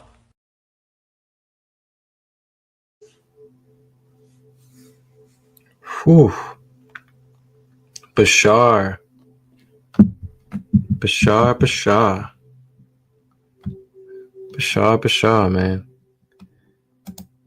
So that was probably one of my favorite videos I've found from Bashar so far. I like quite a bit of his content. Now, I will say, I mean, he's definitely not perfect. And I don't think any of us really are. But yeah. I love how in-depth that channeling was from him. Like, I really love how I love how he really went into the depths of even like explaining to us that, you know, not every single being in Orion and from Orion is negative. Some of them were trying to revolt. Some of them were trying to reject the negative agendas, the control, the manipulation, and things like that. And that's something that I really did want to emphasize as well for everybody, is that, you know, there's positive and negative versions of every species in our galactic awareness. And that even goes for the Lyrans. There's negative Lyrans and there's positive Lyrans as well. And that's just their vibration, their intentions, their mindset, the way that they're using their energy. It's either a positive energy or a negative energy. And what that means is positive is service to others, because we see others as an extension of our own consciousness or our own self. Or negative is service to self, where you believe that you're separate from all others and that you need to fend for yourself. And that is where self-righteousness comes from. So that's like positive and negative. Positive is service to others, seeing the connection to the one consciousness within all. Service to self is believing that you're separate and that you need to fend for yourself and that you need to dominate and have control over life. And that's just it. It's not about good or bad. It's intention and energy, pretty much. And that's what life is based off of: intention and the use of energy. You can say intentions and actions if you want to say too. So yeah, Bashar is a great guy to look into when it comes to channelings and things of that nature. But we'll go ahead and continue. Are you a Orion Starseed? Welcome back, Starseeds. Before we get started, please don't forget to subscribe and also check out my description below for free moon reading and how to attract wealth with your DNA. Let's begin. Orion Starseeds are individuals who are believed to have originated from the Orion constellation, located in the southwestern sky. According to various spiritual and metaphysical beliefs, Starseeds are advanced beings who have incarnated on Earth to assist with the spiritual evolution of humanity and the planet. Orion Starseeds are thought to possess unique traits and abilities that distinguish them from other individuals and are believed to have specific missions or purposes to fulfill in their lifetime. The Orion constellation is one of the most recognizable constellations in the sky and has been depicted in many different cultures throughout history. It is composed of several bright stars that form the shape of a hunter, with the 3 stars of Orion's belt being the most prominent feature. In various spiritual and metaphysical beliefs, the Orion constellation is thought to be a source of spiritual energy and is believed to have played a role in the creation and evolution of humanity. As such, Orion starseeds are said to have a strong connection to this constellation and its energy, and may feel a deep sense of familiarity or homecoming when looking at the night sky. Orion starseeds are said to have a unique set of characteristics and abilities that distinguish them from other starseed origins. While some Orion starseeds may have a strong connection to the Orion constellation and recall vivid memories of past lives or experiences there, others may simply exhibit certain physical characteristics or personality traits that suggest an Orion origin. Physical characteristics: many Orion starseeds are said to have tall, slender physiques, with long limbs and fingers. They may also have elongated heads or a pronounced brow ridge. Some Orion starseeds are born with violet or blue-tinted eyes, which are said to be a hallmark of the Orion constellation. Strong leadership qualities: Orion starseeds are often described as natural leaders, with an innate ability to inspire and motivate others. They may be confident and assertive, with a strong sense of purpose and direction in life. A deep desire for freedom: Orion starseeds are said to value their personal freedom and independence above all else. They may have a rebellious streak and be drawn to careers or lifestyles that allow them to live on their own terms. A love of adventure and exploration: many Orion starseeds are said to have a deep fascination with space travel and exploration. They may be drawn to careers in the aerospace industry or space exploration, or may simply have a strong desire to travel and explore the world. Vivid memories of past lives or experiences in the Orion constellation: some Orion starseeds may recall past lives or experiences in the Orion constellation, or may have a strong affinity for the stars and constellations in that region of the sky. They may feel a deep sense of homesickness or longing for a place they cannot identify. It's important to note that not everyone who exhibits these traits or experiences these signs is necessarily an Orion starseed. These are simply indications that can suggest an Orion origin and may warrant further exploration through introspection, meditation, or consulting with an experienced starseed practitioner. Orion starseeds are believed to have a mission to assist in the evolution of humanity and the planet. Their unique gifts and talents are thought to be essential to this mission, and aligning with their purpose can lead to a fulfilling and impactful life. The Orion mission is focused on bringing about positive change on Earth and helping humanity to evolve to a higher level of consciousness. Orion starseeds may feel a strong sense of purpose and a deep desire to make a difference in the world. They may be drawn to careers in leadership, politics, or activism, and may have a strong desire to effect change on a global scale. One of the unique gifts that Orion starseeds bring to their mission is physical strength and endurance. They may have a natural athleticism and may excel in sports or other physical activities. They may also have a strong sense of leadership and may be skilled at inspiring and motivating others to take action. Orion starseeds are also believed to have a deep connection to nature and the environment. They may be drawn to outdoor activities and may feel a strong affinity for animals and the natural world. They may be passionate about environmental activism and conservation efforts. In addition, Orion starseeds are thought to possess a heightened sense of intuition and psychic abilities, which can be used to guide and support others on their spiritual journey. They may have a strong connection to the spiritual realm and may be drawn to practices such as meditation, energy healing, or shamanic journeying. Aligning with one's mission and purpose as an Orion starseed is essential to living a fulfilling and impactful life.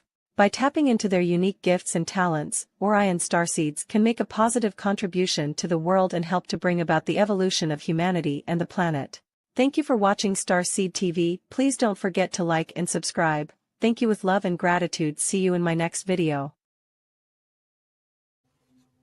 That was an incredible video. So yeah, I love sharing other people's content as well, because we're all a community here on this earth. And we all have different ways to translate knowledge and information. So if you guys like any of these clips that I share, just know that they are coming from other channels and other individuals that are putting their time and energy into this. And, feel free to support them as well. Like and share their channels, subscribe. It's all about community here for us. We bridge here at Sacred Light. But yeah, that was some starseed traits to help you identify if maybe you're an Orion being, or if you know some that are in your family or around you. And what Spirit actually just came to me and told me was, here's an example of a Orion positive soul, is RFK Jr. So when you look at the archetype, or you look at the energy, the purpose, and the mission of RFK Jr. specifically, and not talking about anybody in his cabinet or anybody that's president and stuff like that, talking about just RFK himself as a soul in this human incarnation. He is a Orion soul that is here with an Orion mission here on this planet. And if you pay attention and you know the depths of who he is as an individual, you notice that he is very much all about farm. He's always working with animals. He's always working with children. He's trying to clean up the poisoning. He's trying to bring more health. He is actually ultra athletic and ultra healthy and really good shape for his age group. Very much in tune with nature and is more so about organic life and things of that nature. And that is what he embodies naturally. That's what his energy shows and demonstrates through RFK Jr. So those are exact traits that were being described in the Orion. And I was just told by Spirit in this moment to tell you guys that that is a great example of a positive polarity Orion mission being. Pretty cool. So we're going to continue. When we are in an environment without pollution, the night sky looks like this, full of stars shining brightly. As we observe, we can quickly notice a trio of bright stars, aligned almost perfectly, known in many cultures as the Three Kings, or Orion's Belt. Located in the heart of the Orion constellation, these stars have been the object of admiration, study, and reverence for millennia. But what makes the Three Kings so special? Let's take a trip there today to meet these fascinating stars of Orion's Belt. They are Alnitak, Alnilam, and Mintaka. Among them, Alnitak is often cited as the closest to Earth, approximately 736 light-years away. So let's go there first. With the speed of a modern manned rocket, we would travel at approximately 28,000 kilometers per h, and it would take us about 28,389,172 years to reach Alnitak.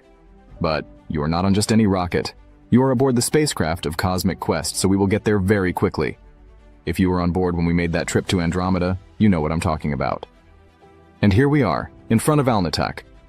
Alnitak is a massive star, classified as a blue supergiant, and is part of a multiple star system. It is known for its intense luminosity and bluish color, an indication of its high surface temperature, which can exceed 30,000 K. This temperature causes Alnitak to shine with a vibrant blue light, much hotter and more energetic than that of the Sun. As part of a star system, Alnitak is accompanied by its companion stars, adding complexity to its observation. We are before one of the most magnificent manifestations of star formation and evolution in the known universe. But let's continue, as we have much more to explore.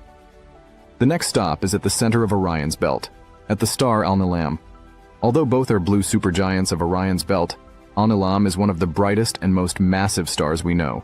Our view is even more intense due to its considerably greater luminosity and mass compared to Alnitak. Alnilam shines with an even more intense light and has a deeper blue color, a reflection of its extremely high surface temperature. This intensity would be accompanied by a stronger stellar wind, capable of shaping the interstellar medium around it in even more dramatic ways. As I move away from the dazzling presence of Alnilam and approach Mintaka, the third star of the emblematic Orion's Belt, the experience transforms in subtle but profoundly significant ways.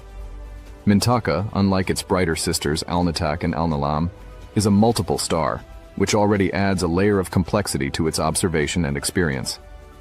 I am now before Mintaka, and the spectacle is somewhat different. Although still a bright supergiant, Mintaka has a distinct nature, being a multiple star system. This characteristic brings a visual and astronomical dynamic not found in Alnitak or Alnilam. The gravitational dance of Mintaka's companion stars adds a fascinating movement and interaction. Here, surrounded by the darkness of space, Mintaka shines with a light that, while not as intensely blue as Alnilam or as dominant as Alnitak, carries a serene and complex beauty. Its position at the edge of Orion's Belt makes it a fundamental landmark, a closing point for the iconic alignment that has captured the imagination of sky observers for millennia. Let me tell you a bit about these stars as we return to Earth. They are aligned with an almost mystical precision, and have been the inspiration for countless stories throughout the ages. In different cultures, they have been given different names and meanings. To the ancient Egyptians, they pointed towards the pyramids of Giza, architectural wonders that reflected the grandeur of the cosmos on Earth. For the Greeks, they were associated with the mythical hunter Orion, and their arrangement in the sky told the story of his adventures and challenges. But beyond mythology, there is a fascinating science behind these stars. They are more than just bright points in the sky. They are distant suns, each with their own characteristics and mysteries.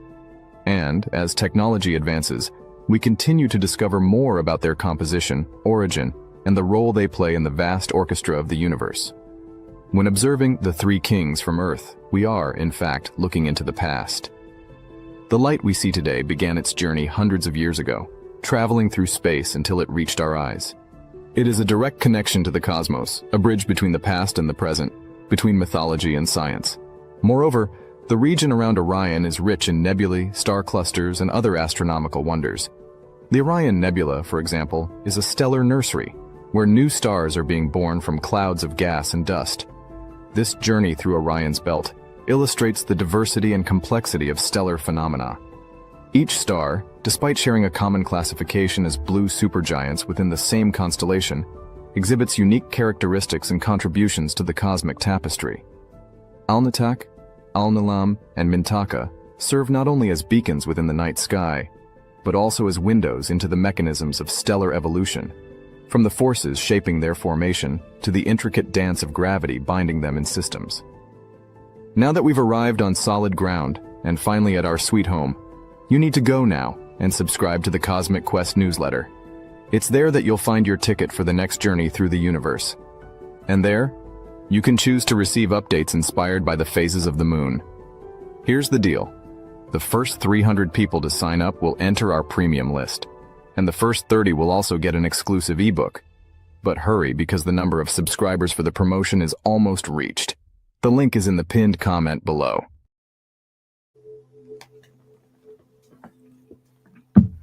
So there's another perspective outside of, the beings and the starseed lineage. That was more of the actual constellation and just what it represents and its placement in this cosmos or this universe that we're in. And I also loved how it mentioned, the Egyptian pyramid connection, as well as the other ancient connections like the three kings. You think about the three kings story and the story of Yeshua, and talks about, the three kings basically seeing Orion's belt and all that type of stuff. Man, it's so cool. I love how it just all connects, this beautiful, beautiful life that we're in. So we're going to go ahead and watch our last video. You guys enjoy this, and then we'll close out for today. This has been a beautiful space. It really feels so connective and really felt like home today for some reason. I think for a lot of us, we got a lot of answers about the state of the world, what's been going on for so long, and what we're also becoming aware of here on this planet, and the connection to our galactic and universal history. The Orion constellation lies in the northern sky, on the celestial equator. It is one of the brightest and best-known constellations in the night sky. Orion is also known as the Hunter. It is associated with the mythical hunter Orion, who is often depicted in star maps as either facing the charge of Taurus, the bull, or chasing after the hare, represented by the constellation Lepus, with his two hunting dogs, represented by the nearby constellations Canis Major and Canis Minor. Orion is easily located in the sky by the three bright stars in a row that make up Orion's belt, which is one of the most familiar asterisms in the night sky, along with the Big Dipper and the Southern Cross in southern latitudes. Starting with the top one, in the northern hemisphere, the names of these three stars are Mintaka, Alnilam, and Alnitak. Two of the three stars that form the belt of Orion are supergiants. The Orion constellation is home to the most important portal in our galaxy, the Orion portal. This interdimensional portal connects different dimensions, allowing beings to travel between them.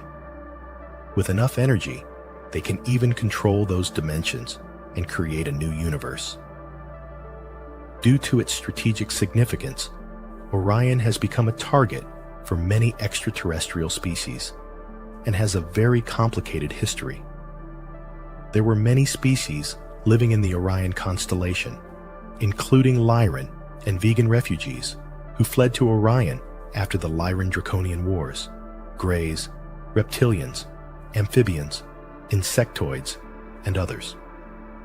The Orion constellation was home to many beings, and one of the organizations present there was the world's agriculturalists. These beings are very large, about twice the size of a human. They have human-like bodies with heart-shaped ant heads.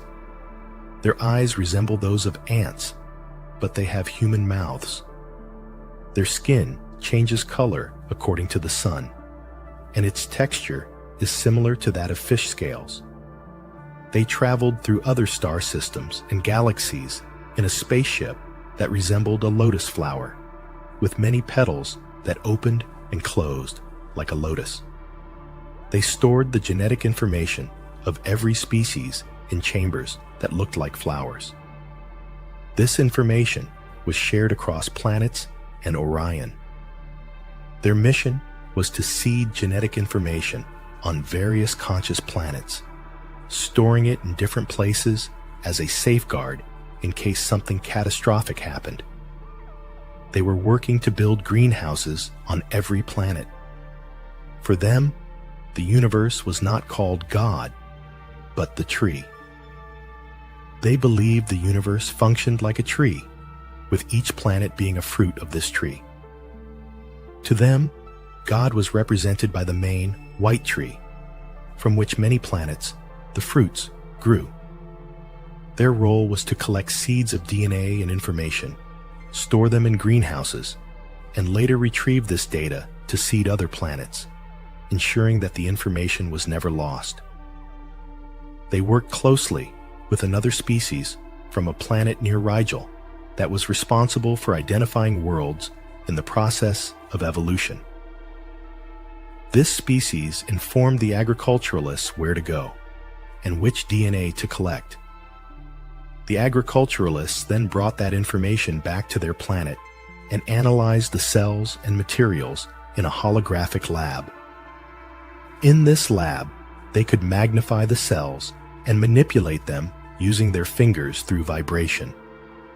They reorganized the DNA patterns to balance them with the information from their own worlds. They performed DNA modifications to adapt certain species to different planets. These Orions sought out planets that were in the process of awakening to consciousness so that the harvested information would be conscious rather than unconscious. If information were seeded in unconscious worlds, it wouldn't properly connect with the self. That's why they were trying to reach conscious planets that were attempting to communicate with the self.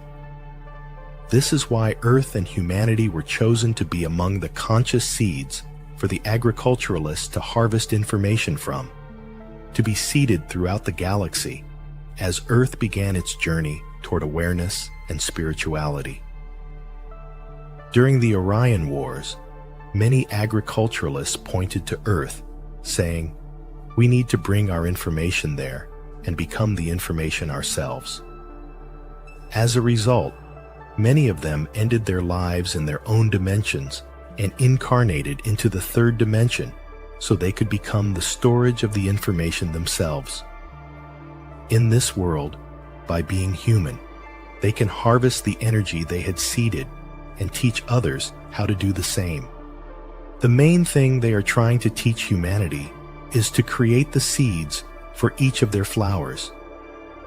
That's why, in the history of many cultures, they taught about chakras, which represent the flowers that generate the energy needed to nourish the whole body and themselves. If we can work with enlightenment properly, focusing on the flowers in our bodies, we can become the seeds that feed not only other species in the galaxy, but also the entire universe. The world's agriculturalists are the ones seeding information to the greenhouse worlds of food and using their energy to nourish the galaxies and the entire universe. Their goal is to help us enlighten ourselves, because when we become enlightened beings, we become our own source of energy and nourish every species in the universe through consciousness. They are working to enhance the seeds as much as possible, making them better and more enlightened. They are among the seeders of Earth and humanity. However, due to the Orion Wars and draconian corruption, the Orion constellation split into the polarities of light and darkness, with most beings choosing to align with the Draconians and negatively oriented Pleiadians. They formed the reptilian Anunnaki Grey social memory complex, which operates for service to self and exerts influence over other planets.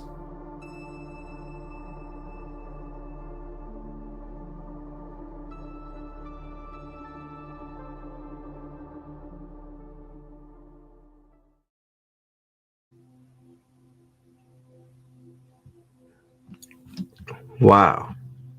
What a series of videos. Wow. What an episode today. I don't know about y'all, but I was blown away in so many different segments of this episode. Some of this stuff I just discovered here live with all of you. So you're getting my real raw reactions to the enlightenment that I've become aware of, just as you do. Now, a lot of this, I will say I had the pieces, and then when I read this stuff with you, kind of fills in the gaps of what I already knew. But wow, this information today, it's definitely something to process and definitely something to ponder on. And if we remember, in the very beginning, we did a card reading 2 hours ago. And that card reading was from the Egyptian Oracle deck. And that card that came out was about, oh gosh, could I recall what it was about? It was about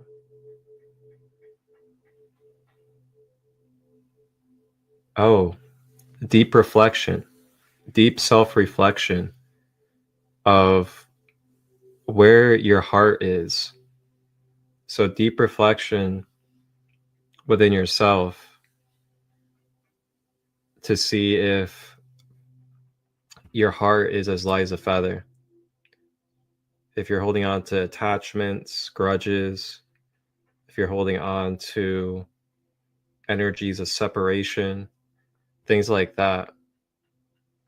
And, you know, it nicely ties into the Orion energy, because whenever we are full of those blockages and full of those energies of separation and grudges and all these things, we are holding on to more of that draconian energy in our field. So it's really cool how that all tied together. But that is today's episode. Check it out today at 4 p.m. Eastern. Soul Awakening with Sandra, Living Karma and Dharma, episode 4. And then you can see me tomorrow at 9 a.m. Eastern for the next episode of Grand Rising with ChristoLight. And we will be exploring our next star planet constellation and starseed lineage. And you'll have to tune in to see what that will be tomorrow at 9 a.m. Eastern. Then tomorrow at 8 p.m. Eastern, The Raw Material Law of One, Ascending Beyond Limitations, episode 72. Wholeness and Balanced Love.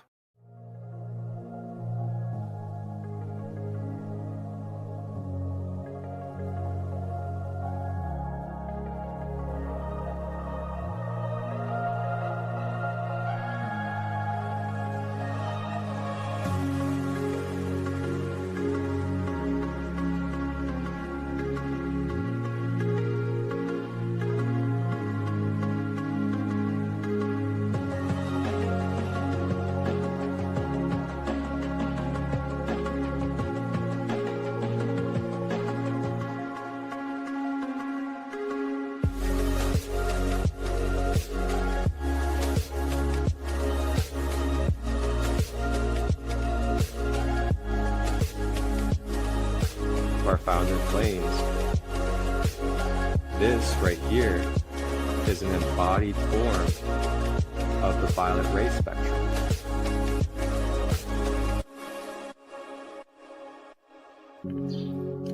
Tap in and tune in Tuesdays, Wednesdays, and Thursdays, 9 a.m. to 10 a.m. Eastern.